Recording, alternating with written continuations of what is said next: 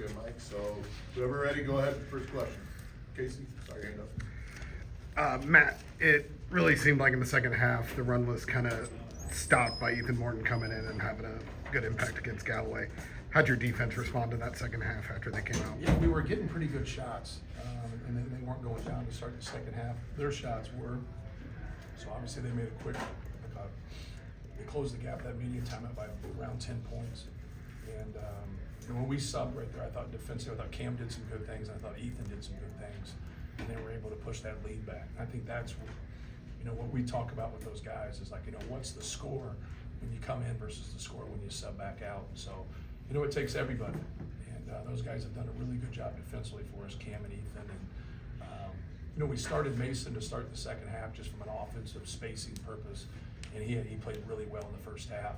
And then when Trey came in, it's funny how that works, right?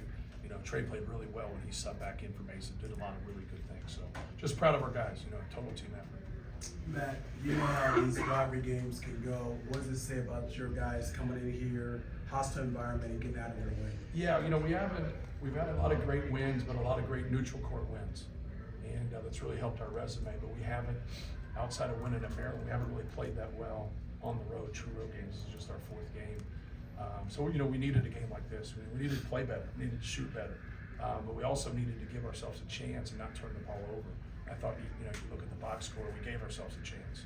But when you get into these rivalry games, anything can go. So like when they, quickly cut our lead by 10 points, and it's exactly what you're thinking, right? I know you guys have never stood up there and coached a game, but it's, you really think at that time, like, and it's at 4 possessions, 5 possessions, it can happen. But you got to keep your poise and keep your patience, and just keep doing what you did to get in that position. Not just the offensive plays you got from Fletcher, the slower stop their runs. Right. Just what did that kind of say about him in those moments? Yeah, the 3 he made in the second half was big.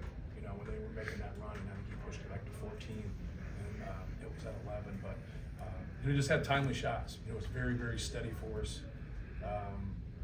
Tonight going 5 for 6, and 4 for 4 from 3, and getting 19 points. But Fletcher's a good player. He does a great job of playing off of Braden. He does a great job of playing off of Zach. Matt, at the very first media timeout of the game, you put Mason in. Right after that, he goes right at Baco in the paint. And Baco picks up his second. Yeah. Was that maybe the first step in putting you on the right path? And Baco started well. Yeah, he's a good player. He's talented, and his ability to make shots and his ability to do things off the bounce a little bit. He's really coming. He's one of those guys that's going to be really good next year. And he's had that learning curve. You watch him the first 5 or 6 games, and now you watch him now. He's a different player. He's guarding, he's defending, he's doing what coach wants him to do. But now it's a big play. When you can come in there, you can bring guys like Mason Gillis off your bench, Caleb First off your bench, Ethan, Cam, Miles, all those guys. It's a real spark because they're really not, subs. They're really starters that come up. Matt, last year Braden left here, and I think he was a little down with the way that ended.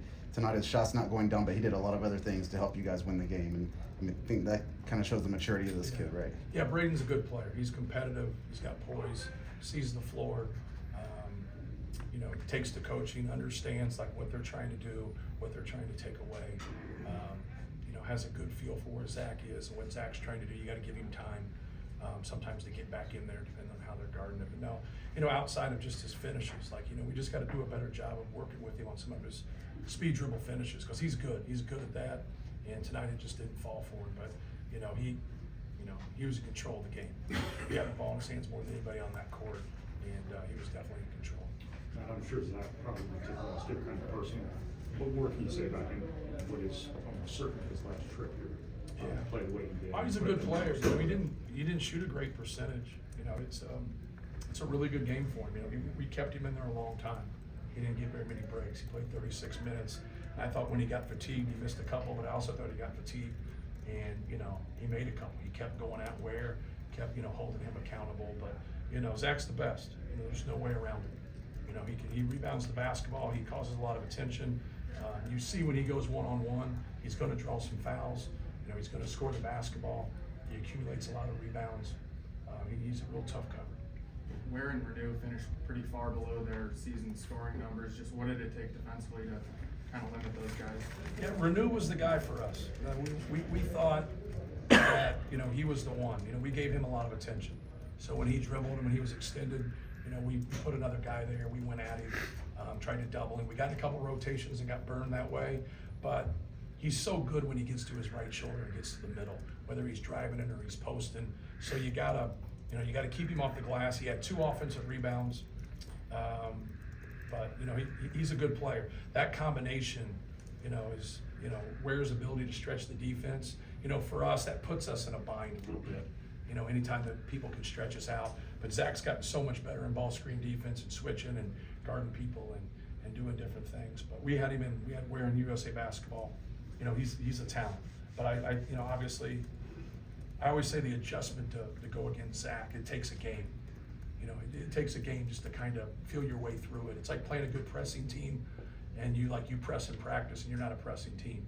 And like, okay, we're ready for this team, and then you get to the game, and it's like, oh shit, you know, we didn't see this in practice.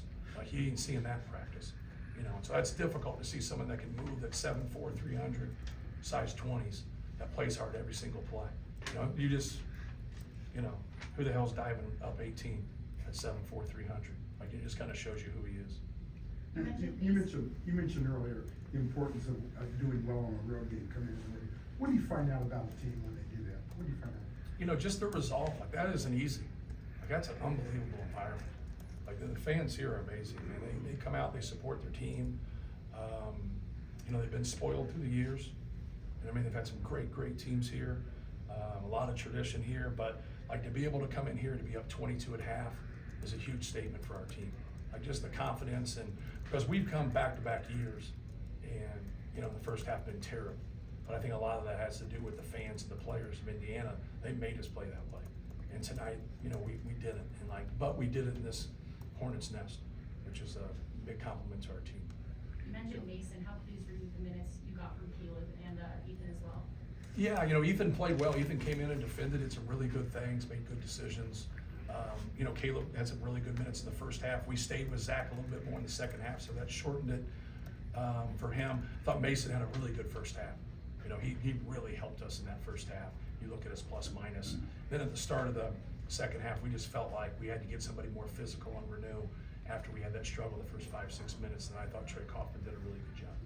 Matt, people are talking about Zach now as a lottery player. Mm-hmm. What improvements have you seen that make him a lottery Yeah, candidate? we've veered more in ball screens. We've switched more when the ball's gotten deep. And so like his ability to guard the basketball, you know, his ability to get out on the perimeter, you know, when you compare it to somebody 6'8", 210, you know, it's a lot different, right? But when you compare it to people his size, he's really moving. Like he's really doing a good job. You know, he makes his free throws. He can shoot on the perimeter. I just don't love it. You know, people get upset about it, but you know who would really like if he shot on the perimeter? Those guys guarding him. They'd really like that. I'd love just, you know, keep going at it like a football mentality. Just keep making him pay. Just keep posting. You're not going to keep the guy, right? He's not going to be a 15-year vet at Purdue, right? You don't keep him. Like you gotta let them play to their strengths right there. But no, he protects the rim better. When he gets a foul, like we get him to stay on his feet. So when you saw Sparks make that one and do whatever, our whole bench is just yelling at him to stay down, because we don't need him to get two. You know, we don't, and so a little bit of that. But like, he's improved defensively. He's a willing passer. He doesn't have the bullshit because he didn't get recruited. That's the best way I can say it. These guys get recruited and they come here and then they got to field a team, and now you got to come in and play a role. It's like the great college players. If you can't rebound and you can't defend and you can't play a role in the NBA, you can't play in the NBA outside of like 3 or 4 guys in a draft. All right, you got to be able to do those things. He does a lot of little things that help the team win, and so that's why I think they got a place there for him, because those things have improved. But he can rebound, he can pass, he can score this back to the basket. You know, I think he's got a spot. Right. Matt, just, Lance made a bunch of threes for you, including a big one right for the half. Yeah. Where do you kind of view his three-point shooting at this point in terms of your overall offensive picture, his volume? Yeah, you know, just playing off of other people. Like when you get into the situation and you have a great point guard and you have a great big guy that garner a lot of attention, just take what comes your way. And you know, obviously he made the one that they called the illegal screen on, so he was 3 for 7, but he would have been 4 for 8. You know, I liked at the end of the game just how hard he ran on the break and went and got us a couple layups. You know, know, we've had teams where we didn't have that, right? And so when we had Carson or we had J.I., those guys could get us those type of buckets. But when we haven't had those type of guys, he's not at their level, but that's what we need. You know, we need him to be able to steal some baskets in transition and then just take his threes that come his way. You talked about Mbako and Ware and the impact that they had. I think it was 12-9 when both those guys came out in the first half. Yeah. And then by the time they came back, you guys were really pulled away. What do you feel like changed for Indiana with those guys off the floor, and what were you able to take advantage of? Yeah, well, you know, you have a little bit of a drop off. When you're not, you know, Khalil Ware and Mbako are probably going to be in the NBA, right? And you have a little bit of a drop off. You know, Zach Edey gets in foul trouble, he goes out. You know, even though we have good players, you have a little bit of a drop off, right? And so, you know, that's what you want to be able to do, and that's what I constantly try to do through the development of our program and have guys, is make sure you have enough guys when foul trouble hits or injuries hit, you have guys that are ready to roll and ready to play. And that's really hard because everybody wants to, you know, everybody wants to start, everybody wants to play 30 minutes. It doesn't work that way. So it's hard to field a team these days in this landscape, but we definitely took advantage of it. You know, no different than Nebraska took advantage of us when Zach went out at the end of the first half in our game with them. That's one thing. You mentioned this play earlier, but was your favorite play with Zach tonight to see him go to the floor after loose ball? Yeah, no question. You know, instinctually do it. You know, not you know, we had to like, oh, I guess I got to do this. Like, no, he instinctually dove and got us a loose ball and got the possession back. No question about it. So he's fun to coach. Thank you, guys.